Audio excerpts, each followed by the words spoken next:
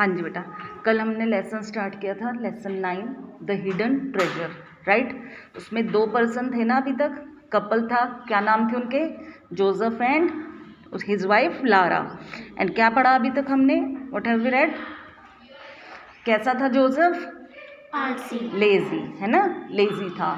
और उसकी वाइफ उसे हर टाइम क्या करती थी, स्कॉल्ड, डांटती थी कि उठो कुछ काम करो। और फिर एक दिन उसने बहुत दुखी होकर कहा कि आप कुछ और नहीं तो मॉर्निंग वॉक पे तो जाना शुरू करो, because you are going out of shape, बहुत मोटे होते जा रहे हो, तो इसीलिए आप मॉर्निंग वॉक स्टार्ट करो।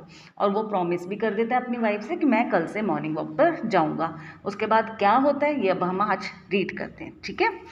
And from the next day onwards, Joseph started walking up the next page पे आ जाओ, 72 पेज से आज हमने स्टार्ट किया ना, अब 73 पे टर्न कर लो।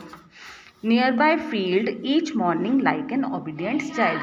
और अगले दिन सुबह से जोसेफ ने क्या किया, एक अच्छे आज्ञाकारी बच्चे की तरह, ओबीडियंट होता है आज्ञाकारी, जो कहना मानते हैं, ठीक है, ऐसे बच्चे की तरह नियर बाय फील्ड में मतलब कि घर के पास ही किसी खेत की तरफ सैर करनी शुरू कर दी, ठीक है, मॉर्निंग वॉक स्टार्ट कर दी उसने। Life went on as usual for the couple. और लाइफ कैसे चलने लगी अब उन दोनों हस्बैंड वाइफ के लिए, जैसे पहले चल रही थी, बस फ़र्क क्या पड़ा था कि जोसेफ ने सुबह उठकर मॉर्निंग वॉक पे जाना स्टार्ट कर दिया। However, one day as Joseph was on his walking routine, luck smiled on him. लेकिन एक दिन क्या हुआ, जैसे जोसेफ वॉक पे निकला तो लक स्माइल्ड ऑन हिम, मतलब कि उसकी किस्मत चमकी। कैसे चमकी, a farmer was ploughing his field at some distance, कि कुछ ही दूरी पर एक फार्मर, एक किसान अपनी फील्ड को प्लो कर रहा था। प्लो मतलब हल चलाकर जोतना, ठीक है, तो प्लो कर रहा था। Suddenly his plough got stuck in something. और अचानक, सडनली मीन्स अचानक, प्लो क्या होता है उसका, हल, ठीक है, जो किसान का हल होता है ना, ये देखिए यहाँ पिक्चर में दिखा हुआ, ये हल क्या हुआ, अचानक से गॉट स्टक इन समथिंग, किसी चीज़ में स्टक हो गया यानी अटक गया, ठीक है। It was buried under layers of soil. और वो कहाँ पर था, जो जिस भी चीज़ में अटका वो कहाँ थी, बरीड अंडर द सॉइल, मतलब कि मिट्टी के नीचे दबी हुई थी। He dug out the ground and was greatly surprised to find an urn full of gold coins. उसने और नीचे गहराई तक खोदा और उसने एकदम से हैरान हो गया। ग्रेटली सरप्राइज मतलब बहुत ज़्यादा हैरान हुआ, क्योंकि उसे वहाँ क्या मिला, an urn full of gold coins, gold coin से भरा हुआ मटका। अर्न क्या होता है, मटका, ठीक है, वो उसको मिला। He extricated the urn and looked around cautiously if someone was there. उसने उसे extricated मतलब took out, निकालना, उसने उस मटके को निकाला और इधर उधर देखने लगा बिल्कुल ध्यान से, cautiously means ध्यान से, कि कोई देख तो नहीं रहा मुझे। अब किसी को कोई चीज़ मिलेगी तो देखेगा ही ना, कि कोई आसपास है तो नहीं, भाई मुझे इतना सारा सोना मिल गया था उसको। Next, at that very moment he saw a young man coming to a certain point of the field and then turning back. और उसी टाइम उस किसान ने क्या देखा कि एक यंग मैन इधर को आ रहा है और फिर एकदम से मुड़ गया, ठीक है। This guy must have seen me digging out the earn, the farmer thought. किसान सोचता है कि इस आदमी ने ज़रूर मुझे ये मटका खोद कर निकालते हुए देख लिया होगा। Now he'll disclose the matter to the king's men and then I will have to part with my treasure trove completely. फिर वो कहता है कि अब जरूर ना, उसको सोचता ही है, सिर्फ किसान सोच रहा है ये सब, कि अब ये आदमी ना जाकर राजा को सब कुछ बता देगा, राजा के आदमियों को, और फिर मुझे ये अपना जो मुझे ये ट्रेजर, ये जो इतना अच्छा खजाना मिला है, मुझे इस सब को उनको देना पड़ेगा। If I share half of the gold coins with the guy to keep mum, it will be a better deal, thought the farmer. फिर फार्मर सोचता है कि अगर मैं इसमें से आधा सोना यानी आधे गोल्ड कॉइन्स इस आदमी को दे दूं कि ये चुप रहे, कीप मम मतलब चुप रहना, कि ये चुप रहे तो शायद बेटर रहेगा, ये बेटर डील होगी। So he ran to catch the young man, इसीलिए वो उस यंग मैन को पकड़ने के लिए भागता है, ठीक है। नेक्स्ट पेज पर देखेंगे बेटा आप, who was none else but Joseph. और वो यंग मैन कौन निकलता है? जोसेफ। वो क्या कर रहा था जोसेफ वहाँ? Morning walk. Very good Abhishek. He was on his morning walk as usual, और वो रोज की तरह अपनी मॉर्निंग वॉक कर रहा था। My dear friend, the farmer said to Joseph with folded hands. Folded hands मतलब जैसे नमस्ते करते हैं, ठीक है, नमस्ते करते हुए उसने उसको बोला, माई डियर फ्रेंड, मेरे प्यारे दोस्त, please keep it a secret what you have seen.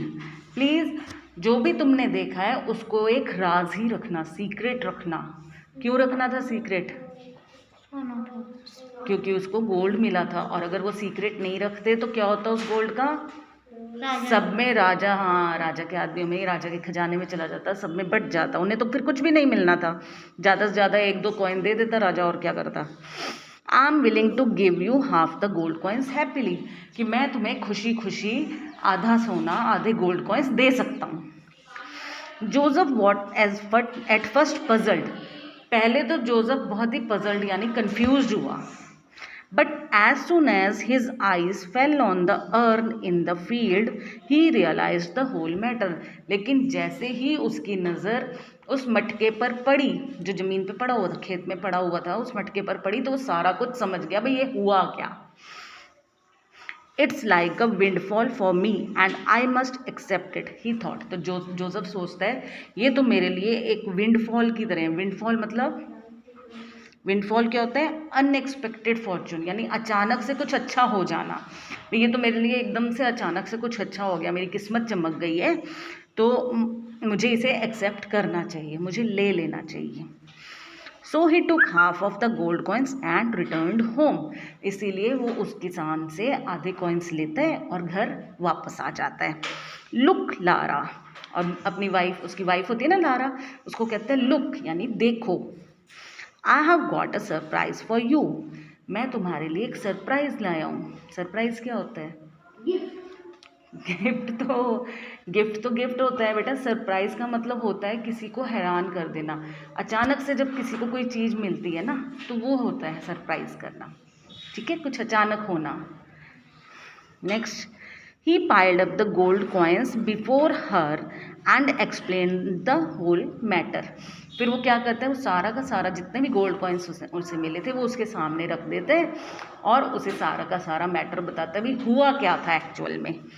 Lara looked up in surprise, pause for a moment and said, Lara ने भी बड़ी हैरानी से ये सब देखा, कुछ पल के लिए तो बेचारी हैरान इतनी थी कि उसे कुछ समझ नहीं आया करूँ क्या।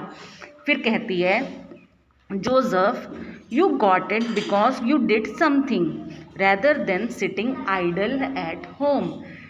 वो कहती है, जोसेफ, ये सब तुम्हें इसलिए मिला क्योंकि तुमने कुछ किया। किसकी जगह? अब घर पर आइडल बैठने के लिए जगह। आइडल का क्या मतलब क्या होता है? खाली, बेला, कुछ नहीं करना, बिल्कुल ऐसे ही बस बैठे हैं, कुछ नहीं कर रहे।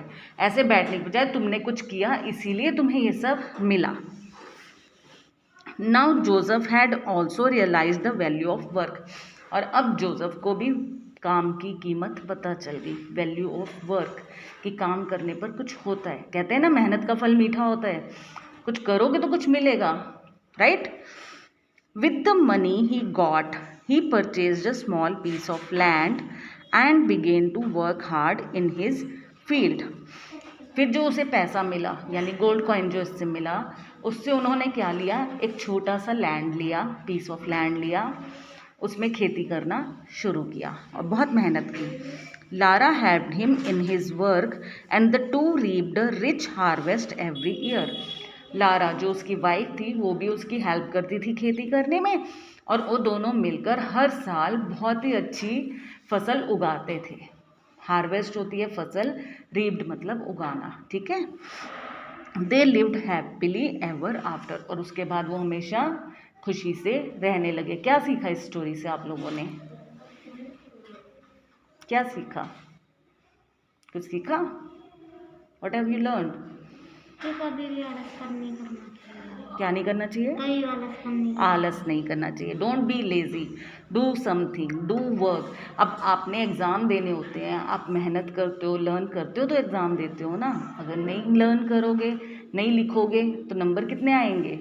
0। और हमें ज़ीरो नहीं लेना होता, हमें मेहनत करनी है। अभी पढ़ो लिखो कुछ बनो, फिर अच्छे से मेहनत करके कमाओ और सब खुश रहो, है ना। तो यही सब करना चाहिए लाइफ में, ठीक है। तो आज ये लेसन हमारा बेटा कंप्लीट हो गया। कल हम करते हैं इसके word meanings and dictation words. आज आपने घर पर इस लेसन को अच्छे से फिर से रीड करना है। Okay, thank you.